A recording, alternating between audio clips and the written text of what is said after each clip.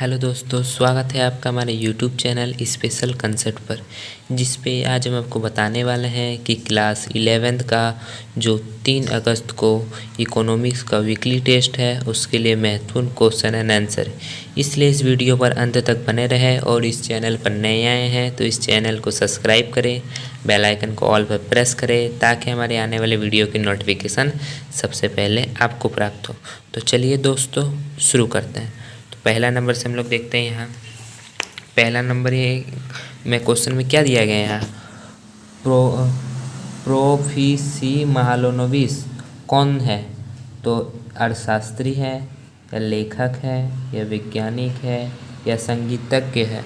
तो इसका सही आंसर हो जाएगा ए नंबर, अर्थशास्त्री है। 2 नंबर क्वेश्चन, किसने कहा अर्थशास्त्र धन का विज्ञान है? किसने कहा कि अर्थशास्त्र किसका विज्ञान है? धन का विज्ञान है। मार्शल ने कहा, पिगू ने कहा, एडम स्मिथ ने कहा या रॉबिन्स ने कहा? तो इसका सही आंसर हो जाएगा आपका option number C, Adam Smith ने कहा।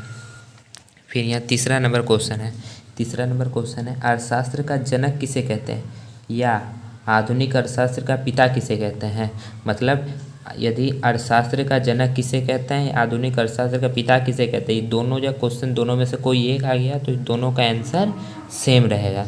तो हम लोग इसका ऑप्शन देख लेते हैं। ऑप्शन क्या दिया गया? पहला ऑप्शन दिया गया Keynes, Paul Samuelson, Adam Smith, Alfred Marshall.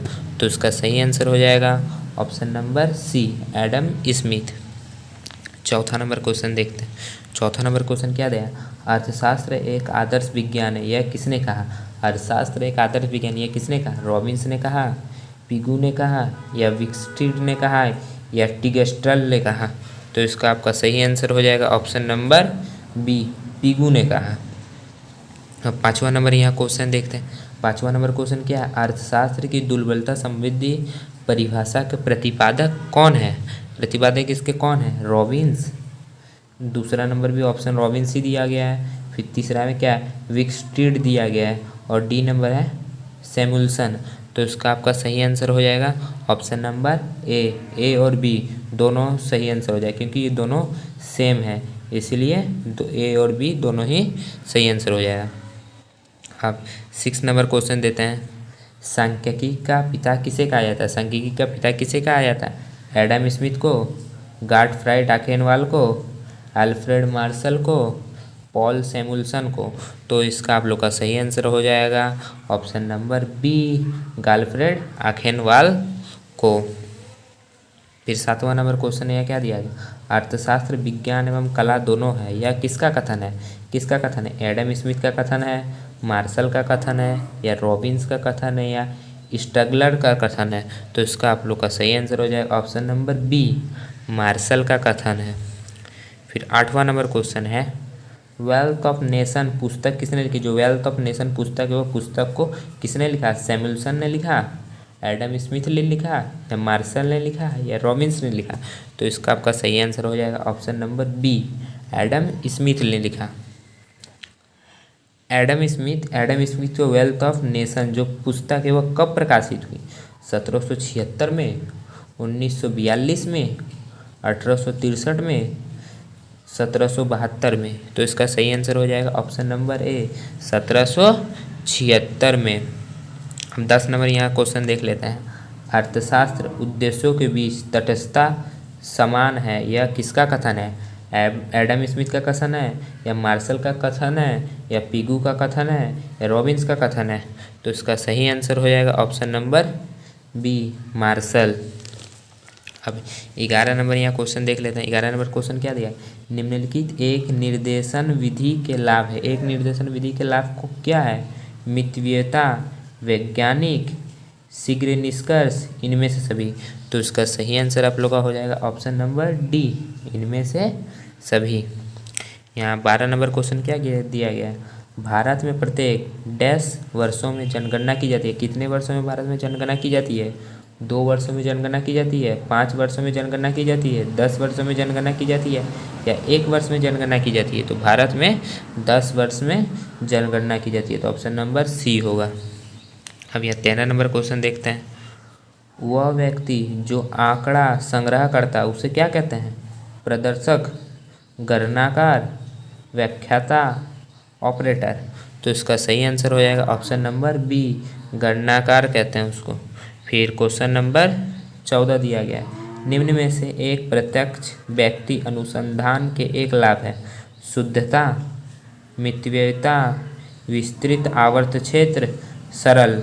तो इसका सही आंसर हो जाएगा आपका ऑप्शन नंबर ए, शुद्धता।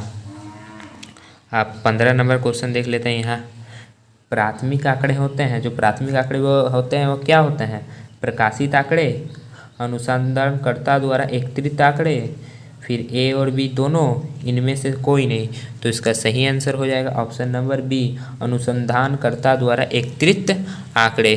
फिर 16 नंबर क्वेश्चन है यहाँ, द्वितीय आंकड़े प्राप्त करने के लिए किस विधि का प्रयोग किया जाता है? किस विधि का प्रयोग किया जाता है? प्रकाशित स्रोत, भारत की जनगणना, केंद्रीय सांख्यिकी संगठन, श्रम ब्यूरो। तो इसका आप लोग का सही आंसर हो जाएगा प्रकाशित स्रोत। अब 17 नंबर क्वेश्चन देख लेते हैं, एनएसएस की स्थापना हुई थी। एनएसएस की स्थापना कब हुई? 1960 में हुई, 1970 में हुई, या 1930 में हुई, या 1950 में हुई? तो इसका आपका सही आंसर हो जाएगा ऑप्शन नंबर ए, 1960 में हुई।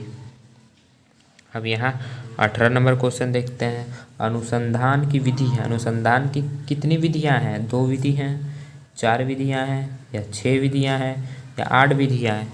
तो इसका सही आंसर हो जाएगा ऑप्शन नंबर ए, सिर्फ 2 ही विधियाँ हैं।